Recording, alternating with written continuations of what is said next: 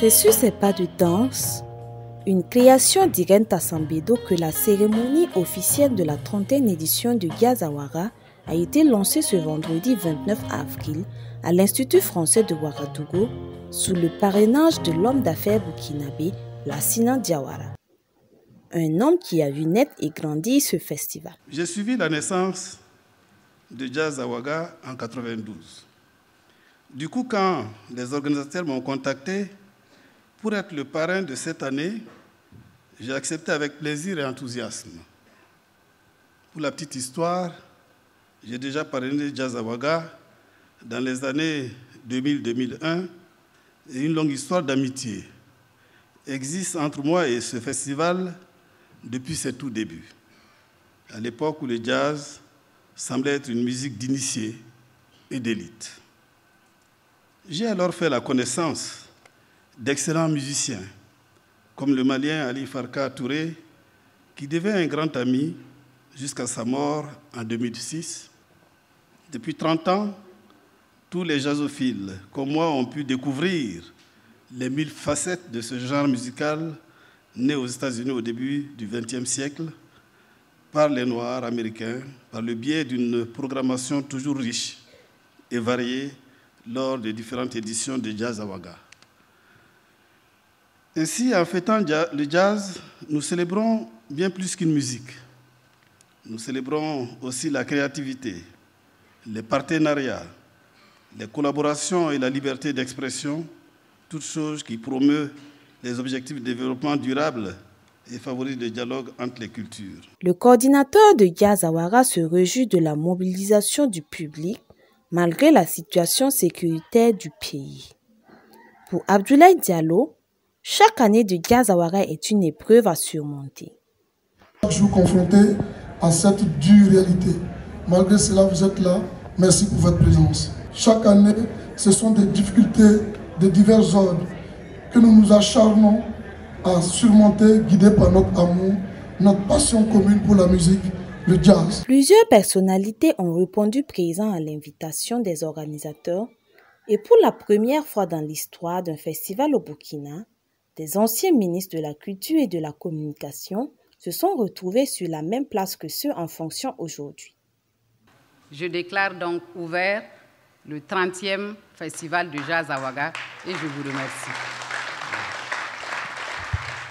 En ouvrant officiellement les scènes de ce Jazz Awara 30e édition, Valérie Kaboré, la ministre burkinabé en charge de la communication et de la culture, a évoqué que le festival est devenu aujourd'hui un véritable label pour la musique burkinabé et africaine.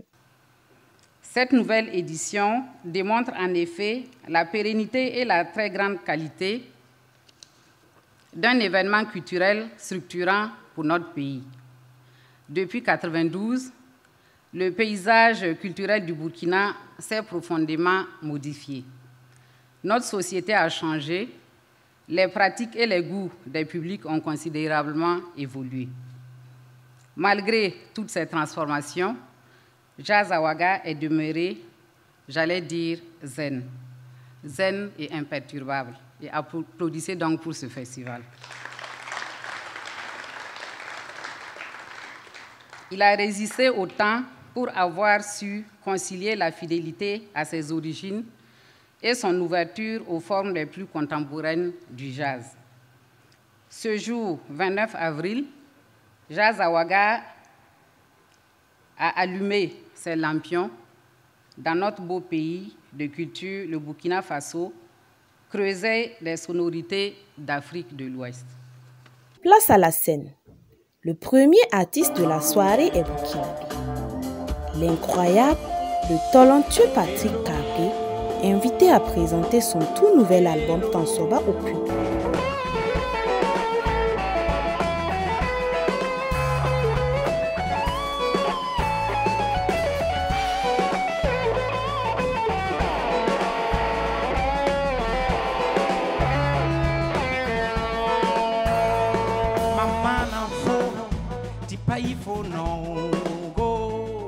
La soirée se termine sous les noms du clavériste malien Cheikh Tidiane Seck, Avec le jam géant, on conseille que le public de Ouagadougou découvre pour la première fois.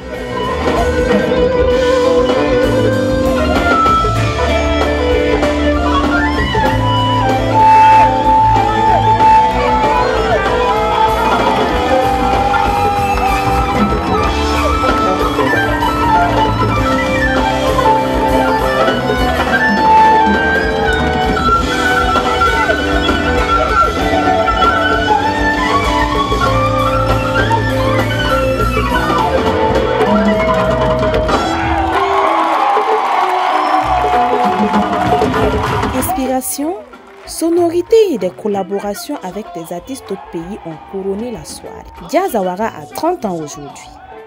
Et jusqu'au 7 mai, le public pourra découvrir une centaine d'artistes sur scène, des ateliers, des masterclass et des résidences de création.